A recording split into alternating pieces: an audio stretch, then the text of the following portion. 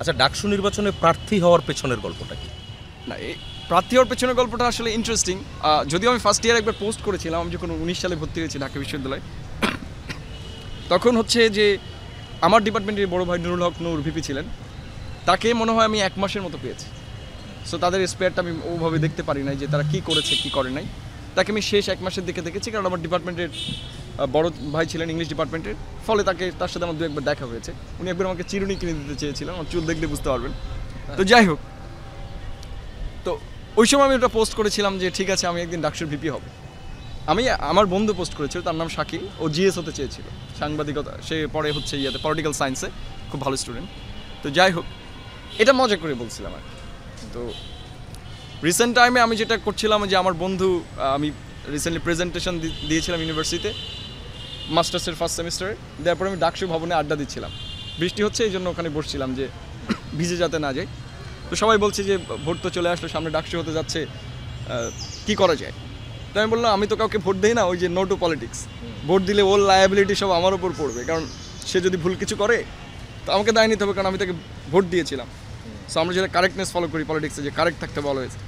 So সেই জায়গা থেকে তো বন্ধু বলে যে তাহলে তুমি দাঁড়িয়ে যাও ভোটে। তো বললাম ঠিক আছে, অ্যাক্টিভিস্ট হিসেবে দাঁড়ানো যায়, যে আমি কিছু ডিসকোর্স ক্রিয়েট করবো যেটা লোকে আসলে ভাবতে বাধ্য হবে যে এই বিশ্ববিদ্যালয়ের প্রবলেমগুলো কোথায়। কারণ আমি দীর্ঘদিন বিশ্ববিদ্যালয় নিয়ে আমার একটা এক্সপিরিয়েন্স আছে, বাইরের অবজারভেশন আছে। যেহেতু আমি রেগুলার স্টুডেন্ট, বাট আমার ক্লাস আসলে আমি বিশ্ববিদ্যালয়ে কম করেছি, ট্রু। বাট আমার কোনো ফেইল নাই বা রিয়াড এই টাইপের কিছু নাই, আমি রেগুলার স্টুডেন্টই। তবে সবচেয়ে কম ক্লাস করে পারা যায় এরকম জায়গায়, একটা ব্যারিয়ারের জায়গায় আমি ছিলাম। ফলে আমার একাডেমির বাইরের জগতেই বেশি পরিচিত, বইয়ের জগৎ, নানা জগৎ। ফলে আমার একটা আলাদা অবজারভেশন আছে। যেমন আমি অনেক অনলাইন প্রতিষ্ঠানে পড়েছি আর কি, অনলাইন কোর্স যেগুলো থাকে এগুলো আমি পড়েছি, তাদের কাছে কোর্স করেছি। যখন করোনার সময় আমি হিউজ টাইম পেয়েছি, কনস্টিটিউশন নিয়েও পড়ালেখা আছে, 101 যে কোর্সগুলো থাকে, ইকোনমিক্সের, হার্ভার্ড এগুলো ফ্রি দিত আর কি, এমআইটিও দিত।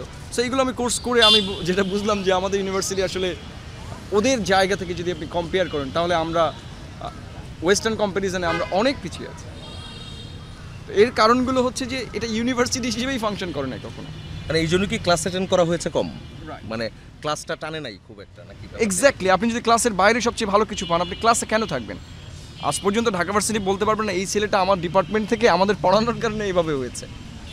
ঢাকা ভার্সিটি যারা সাকসেসফুল হয়েছে তারা কোনো রিডিং ক্লাবের কারণে হয়েছে, কোনো বড় ভাইয়ের কারণে হয়েছে। আপনারা যারা পড়ালেখা করেছেন ইউনিভার্সিটিতে জানেন, যেটা হচ্ছে পিয়ার প্রেশার যেটা বলে, অর্থাৎ ইউনিভার্সিটির বাইরের এনভায়রনমেন্টটাই আসলে ঢাকা ভার্সিটির সবচেয়ে বড় অর্জন।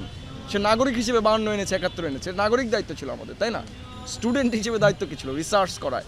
এই ইউনিভার্সিটি এশিয়ার প্রথম পূর্ণাঙ্গ আবাসিক বিশ্ববিদ্যালয়, যার মডেল সবাই ফলো করতো। সেই বিশ্ববিদ্যালয়টা এখন কোথায় আছে দেখেন, সবাই এটাকে পলিটিক্যাল ইনস্টিটিউশন হিসেবেই দেখতেছে, ইলেকশন করছে প্যানেল আকারে নানাভাবে। ফলে এটা কি সবার আগে এটা যে একাডেমিক প্রতিষ্ঠান, এই জায়গাটা প্রতিষ্ঠা করতাম। আমি বলেছি যে একটা ইউনিভার্সিটির সবচেয়ে বড় জায়গাটা হচ্ছে এনভায়রনমেন্ট, মানে তার একটা পরিবেশ থাকবে। না হলে আমি বাড়ি বসে ডিস্টেন্স লার্নিং দিয়ে তো কোর্স করে ফেলতাম, আমি এমএ বিএ পাস করে ফেলতাম। এখন তো এই সুবিধা আছে, বা ইউটিউব দেখেই সব পড়া যায়। আমাকে একজন বলেছিল যে কিছুদিন পরে তো ট্রান্সলেশন করো, এই তো এআই দ্বারা রিপ্লেস হয়ে যাবে। আমি বললাম ইউটিউবে সব ভিডিও আছে, তো আমাদের ইউনিভার্সিটিতে আসার তো দরকার নাই, তাই না? আমরা তো অনেকেই অনলাইনে কোর্স করছি। কিন্তু ঢাবি দেখেন, ঢাবি কিন্তু একটা উদ্বাস্তু প্রতিষ্ঠান, মানে এক্সাইল ইন ওন ল্যান্ড। আমি বলেছি যে ঢাকা বিশ্ববিদ্যালয়ের 700 একর জায়গা সব দখল হওয়ার ফলে মনে হয় যে চারপাশে শুধু অন্য প্রতিষ্ঠানের ভেতরে ঢাবির কিছু কিছু জায়গা ঢুকে গেছে। এখানে কলা ভবন, আপনি পৃথিবীর এটা যে কোনো ক্যাম্পাসে যান, জাহাঙ্গীরনগরে গেলেই বুঝতে পারবেন, চট্টগ্রাম বিশ্ববিদ্যালয়ে যান, রাজশাহী যান, প্রত্যেকের একটা ক্যাম্পাস এরিয়া আছে। ঢাবির কোনো ক্যাম্পাসই নাই। সে এইভাবে এই যে প্রাইভেট ইউনিভার্সিটিগুলো এখানে একটু ওখানে একটু যেরকম থাকে, এখন প্রাইভেটগুলো সুন্দর হয়েছে, কিন্তু ঢাবি নিজের জায়গার উপরে সে নিজে এক্সাইল হয়ে গেছে, বন্দি হয়ে গেছে, উদ্বাস্তু হয়ে গেছে। এখানে একটু ওখানে একটু, তার মধ্যে অন্যান্য প্রতিষ্ঠান ঢুকে গেছে, সরকার এই জায়গাগুলো দখল করে এই প্রতিষ্ঠানের পরিবেশটা নষ্ট করেছে। আমাদের যখন নারীদের সিকিউরিটির প্রশ্ন আসে, সেই জায়গাতে সবচেয়ে বড় সমস্যা কোথায়? এই যে রাস্তাটা যদি জনগণের হয় সিটি কর্পোরেশনের নামে, ওই রাস্তায় তো আমাদের বহিরাগতদের হাতে নারীরা বেশি সবচেয়ে অনিরাপদ বোধ করে। এই রাস্তা আমরা কীভাবে কন্ট্রোল করব? রাস্তাটা আমাদের, কিন্তু ইউনিভার্সিটি মনে হয় রক্ষণাবেক্ষণ খরচ বেশি, এই জন্য সিটি কর্পোরেশনের হাতে তুলে দিচ্ছে যতদূর জানি আমি। তারপরে এই যে আমাদের আশেপাশে জমি দখল হয়েছে, আপনি একটা ইউনিভার্সিটি ক্যাম্পাসের এরিয়া নির্ধারণ করতে বলেন, সেটাও বিশ্ববিদ্যালয় জানে না, কারণ তার কতটুকু জমি সরকার দখল করেছে এটা প্রতিবারই করতে আছে। কেন একটা বিশ্ববিদ্যালয়ের ভেতরে আপনাকে আরও অনেকগুলো পরমাণু কেন্দ্র নিয়ে আসতে হবে? কেন আপনাকে বাংলা একাডেমি তো অন্য জায়গায় আপনার পূর্বাচলে করতে পারতেন? ঢাকা বিশ্ববিদ্যালয়ের সবচেয়ে বড় সমস্যা যেটা, সেটা হচ্ছে সোহরাওয়ার্দী উদ্যান। আপনি সন্ধ্যার পরে গেলে এটা হচ্ছে মাদকের সবচেয়ে বড় আখড়া, একেবারে ওপেন চলে এটা, এবং সবচেয়ে বেশি হত্যা হয়েছে রিসেন্ট টাইমে এটার ভেতরে। তো আমাদের বিশ্ববিদ্যালয়ের 300 একর জায়গা দখল করেছে। আপনি দেখেন উদ্যানটা যদি ঢাকা বিশ্ববিদ্যালয়ের সাথে মার্জ অবস্থায় থাকতো, এই ইউনিভার্সিটি এনভায়রনমেন্ট কিন্তু ইন্টারন্যাশনাল স্ট্যান্ডার্ডে চলে যেত, বা জাহাঙ্গীরনগরের মতো হতো। ইউনিভার্সিটিতে যদি শ্বাস নেওয়ার জায়গা না থাকে, ঘুমানোর জায়গা না থাকে, এই স্টুডেন্টটা কী করে দেখেন? খাওয়ারের জন্য আন্দোলন করছে, খাওয়ার জন্য আন্দোলন করা লাগছে এই সময়ে এসে। অন্তত থাকা খাওয়া, পোশাক, এটা বেসিক হিউম্যান রাইটস। এটার জন্য আন্দোলন করা দরকার হয়। মানে তারপর আপনারা বলেন এটা হচ্ছে দেশের টপ ইউনিভার্সিটি, কোট আনকোট, মানে নানা সমীক্ষায় দেখা যায় সেই হিসেবে। আরেকটা জিনিস ইন্টারাপ্ট করি, সেটা হচ্ছে অন্যান্য ইউনিভার্সিটিতেও যে ছাত্র সংসদ নির্বাচন হবে সেসব জায়গায়ও কিন্তু আমরা একই রকমের কথাগুলো শুনতে পাচ্ছি। স্টুডেন্ট যারা আসছে অথবা প্রার্থী যারা হচ্ছে তারাও কিন্তু একই কথাগুলো বলছে।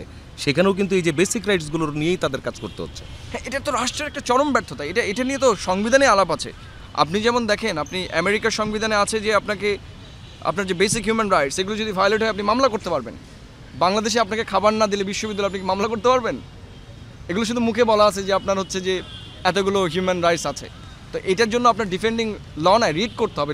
রিড দিয়ে কিছু হয়, সরকার যদি আপনাকে এটা দিতে ব্যর্থ হয়, যেমন আমার ডেমোক্রেসি, মানে আমাকে কথা বলার স্বাধীনতা দিতে হবে, ফ্রিডম অফ স্পিচ। ধরুন আপনি আমার গলা চিপে ধরলেন বা আমাকে কথা বলতে দিচ্ছেন না, তখন কিন্তু আমি মামলা করতে পারবো যে রাষ্ট্র আমাকে এটা করতে দেয় নাই। এই সুযোগ কি আমাদের আছে? না, এগুলো শুধু মুখে মুখে। আর বাংলাদেশ হচ্ছে মুখেই চলে, আর কাগজেও যেটা আছে ওটা তো আরও ভুয়া।